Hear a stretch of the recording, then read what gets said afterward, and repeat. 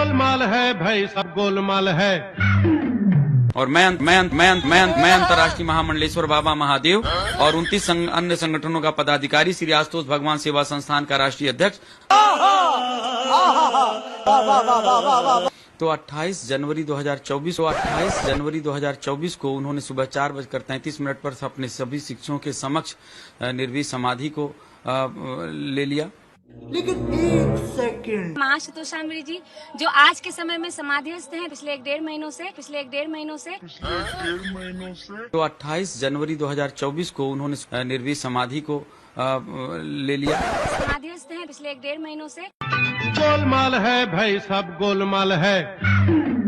लेकिन मैंने कहा कि माँ जल्दी चले आना, 1 महीने के अंतराल में माँ आ जाएंगे। जी बिल्कुल, हमारी गुरु माँ ने बोला है कि वह अति शीघ्र आएंगी, समय काल निश्चित नहीं है, उन्होंने बोला है वो अति शीघ्र आएंगी। 1 महीने के अंतराल में माँ आ जाएंगे। समय काल निश्चित नहीं है, 1 महीने के अंतराल में माँ आ जाएंगे। समय काल निश्चित नहीं है। गोलमाल है भाई, सब गोलमाल है।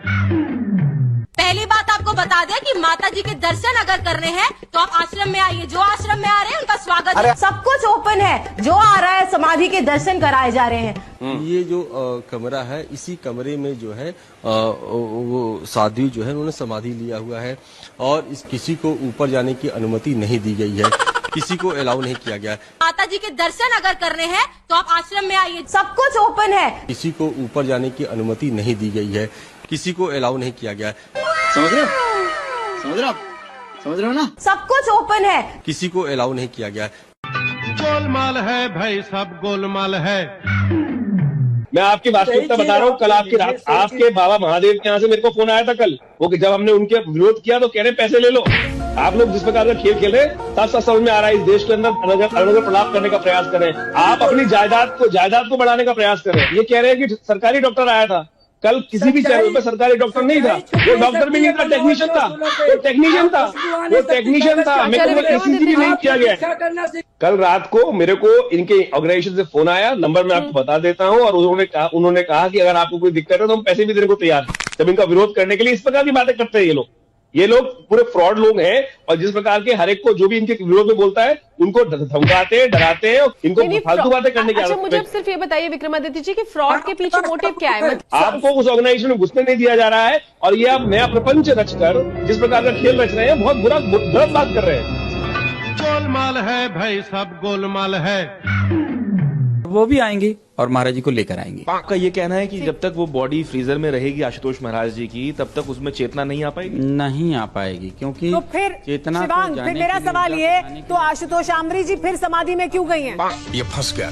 क्योंकि फ्रीजर में अगर बॉडी और वहाँ से वापस नहीं आ सकती, समाधि से जागृत नहीं हो सकते, तो फिर वो किस लिए समाधि में गई हैं? बहुत जरूरी सवाल पूछा जा रहा है हमारे स्टूडियो से। वो ये पूछ रहे हैं कि जो माता आपकी जो माँ है जिन्हें आप कह रहे हैं, वो जब समाधि में गई हैं तो अगर उनके थ्रू चेतना आती भी है तो बॉडी तो अभी भी फ्रीजर में है, तो चेतना आएगी कैसे? हाँ, बहुत सुंदर बात है। माँ ये लोगों यहाँ पे थोड़ा सा गलतफहमी हुआ है। माँ समाधि से आएंगी और उसके पश्चात चल के उनको ये फिर से उनको बाहर से जगाएंगी। अब यहाँ पर एक नई बात और आ गई कि अब वो समाधि में जाएंगी, फिर समाधि से निकलेंगी, फिर वो जो है वहाँ जाएंगी। तो इन बातों में आपस में एक प्रकार का जो है भेद उत्पन्न हो रहा है। वो भी आएंगी और महाराज जी को लेकर आएंगी। माँ समाधि से आएंगी और उसके पश्चात चल के उनको ये फिर से उनको बाहर से जगाएंगी। तो इन बातों में आपस में एक प्रकार का जो है भेद उत्पन्न हो रहा है। वो भी आएंगी और महाराज जी को लेकर आएंगी। माँ समाधि से आएंगी और उसके पश्चात चल के उनको ये फिर से उनको बाहर से जगाएंगी। अरे कहना क्या चाहते हो? गोलमाल है भाई, सब गोलमाल है। आनंद आश्रम में साध्वी की समाधि पर बड़ा खुलासा हुआ है। जांच के दौरान जेपी सिंह ने कहा है आश्रम के लोगों ने टेक्नीशियन पर दबाव बनाया। ये बड़ा आरोप उनकी तरफ से लगाया गया है। आश्रम के लोगों ने हलचल होने की बात की, दबाव में दिए, ECG में हलचल की बात कही।